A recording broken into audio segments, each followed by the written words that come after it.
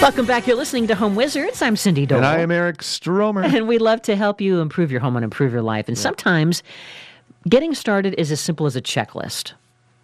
Now, I remember my dad, I think this is where I got the bug, is I would wake up and he would already be making this little list of to-dos, his check list. My dad does the same thing. Yeah, and he would carry it in this little teeny tiny little notepad. Yeah. And, he would then put a line through it as he got done, and it just really made an impression on me.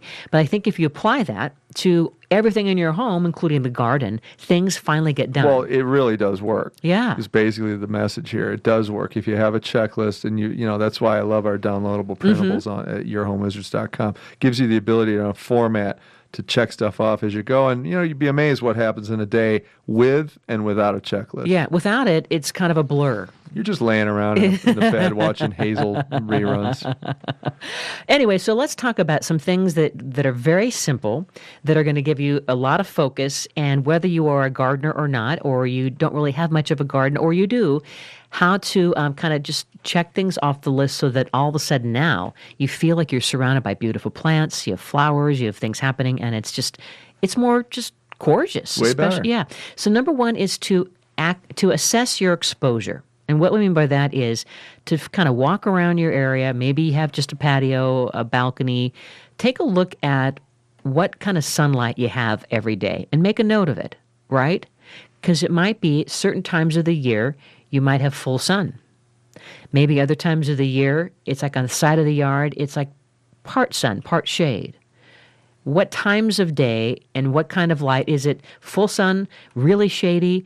And just make a note of that. And almost like if you were to draw a sketch of your area and just put the word sunny, full sun, shade, whatever, and have this little diagram. So now then later when you get ready to go buy things, you'll know. That I'll tell you why that's such a great idea. I can't tell you how many times before I started understanding about gardening, I bought plants that died because it was the wrong exposure. And I didn't do that. I didn't understand really specifically when the sun is there. Is it late afternoon sun? Is it full sun? Is it shade?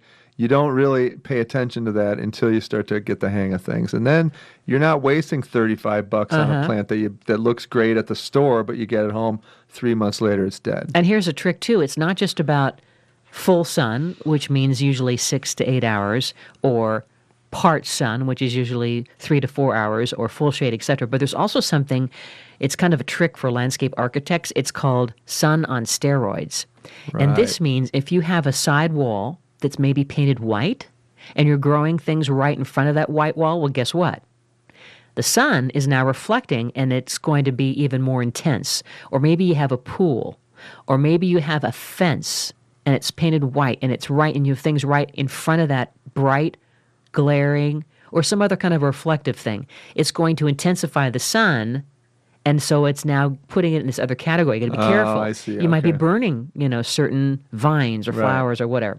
Okay, so that's checklist number one, is to assess your exposure. Make a note, kind of map out, draw a little sketch so you know.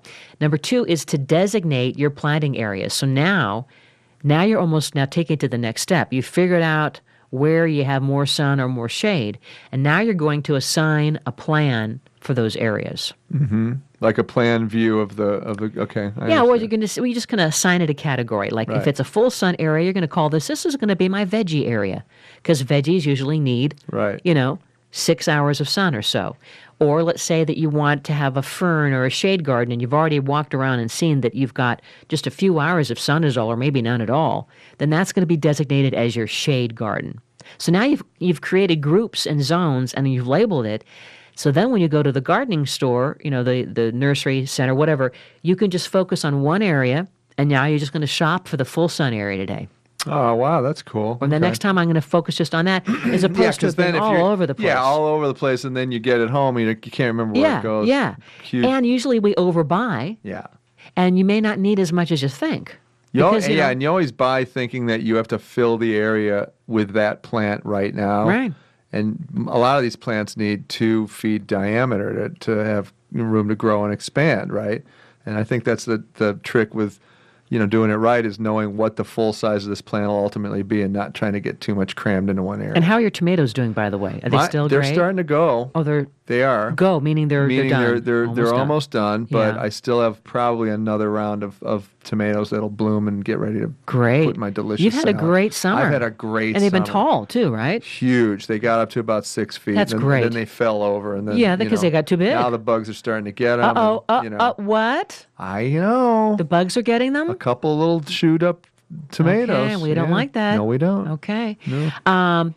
You know how to deal with that. You got to get rid of that now. And put some marigolds, by the way. Yep, All right. yep. Here's another step 3 for your garden checklist is consider a fence. Now, fences are really important if you're planting tomatoes. Yeah. Because although some flowering plants, may be enticing to critters, but if you build it before you plant the garden, this way rabbits and raccoons never get a glimpse or a taste of what you're trying to grow. I see. Okay. So it's just kind of it's a visual barrier to kind of disguise Got your it. secret garden. Don't I let see, it know. don't let no one knows.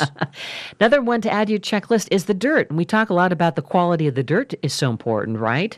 So the soil and even sand can be enriched with compost, right? Yeah. And other nutrients. And what have you been adding things? You added something that an old guy told you to add.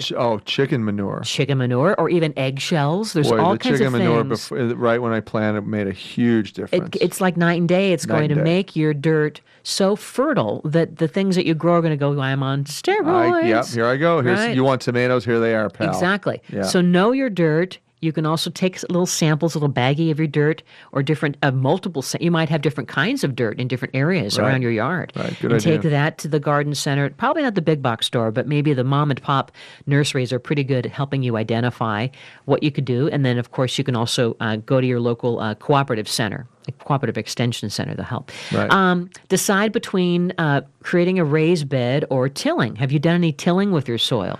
I always do. Yes. Before I plant, and then when I rip stuff out and start over, I do. Uh-huh. Yeah. Okay, then you're doing Huge difference. And really, it's going to fluff it up, right? It's Yeah. going to give you good stuff. And if you've got really loamy clay soil, you can always amend it with, different products. So I always do that. Yeah. Helps. You could also make sure that as you're creating a raised bed, you can build a raised planting bed with non-pressure treated wood, and then you like the idea of putting some of that landscaping, not carpeting, but it's like a matting of some kind. That's fabric to keep the weeds keep down. the weeds Yeah, from yeah. whatever is like the lawn that it's That's on right. top of from poking on in there, Yeah, right? Yep. Yeah. That works out great. And remember to kind of just dream a bit and write down what you love and what you hope to get. Maybe if it's for veggies, what you love to eat. Like Sure. so you're growing tomatoes and are you growing basil? Peppers, basil. Peppers. What kind of pepper? Like chili pepper? Like bell peppers? Little red peppers, like hot. Oh, spicy really? peppers. Yes. Really? Yeah, and I tried them in a guacamole the other night, and it was like, wow, I can't talk. Oh, I can't, don't talk to like me. Tabasco. It was Oh, that's it kind of, was- so you it have was- peppers? Yeah. And you have tomatoes and what else? And then I've got basil, and Basil. I've got everything else is gone, basically. All right. Yeah. But for your veggie garden, think about what you love to eat and what you generally buy, at the farmer's market or the grocery store. And then with flowers, make a list of the colors that you love. This is a good tip. That's a nice Think of idea. the colors that you love and what you would like to see in a vase on your kitchen table. Oh, that's good. Yeah. Not only what you want to see in the garden, but what you want to enjoy it inside. And that's going to be something great to not only save you money, right, at the farmer's market and the grocery store, Right. but you can now just go right there, snip it, put it in a vase, done. And make a seasonal plan. Once you figure out what you like to grow, what you like to eat, what you want to have as your cutting flowers, then create a schedule, kind of whether it's a Google calendar or just you want to have a physical, like, you go to Office Depot, whatever, and you get a year calendar. Just assign something for every month. Like know that if your flowering plants are blooming in July and they die off later, then you want to do this later. Or your tomato plants that you say your tomatoes are now almost all done. Make your plan next for the fall things to plant. Great idea. Right? Yeah. Because then you always have something. Then you get into those bulbs, right? That's a Oh whole my nother gosh, thing. yeah. And get some basic tools. If you have the essentials on hand before you begin, whether it's a garden fork and a soaking hose and a little hand weeder and a basket for moving things around, you're going to feel equipped and very simple. You know what I'm saying? Great So idea. now you have all of these different steps, your checklist, and we'll put this on the website. And I'd like to add to that checklist also, if you don't have a container garden, think of a couple of things that you would like to grow in containers, because the beauty of this is you can move it around.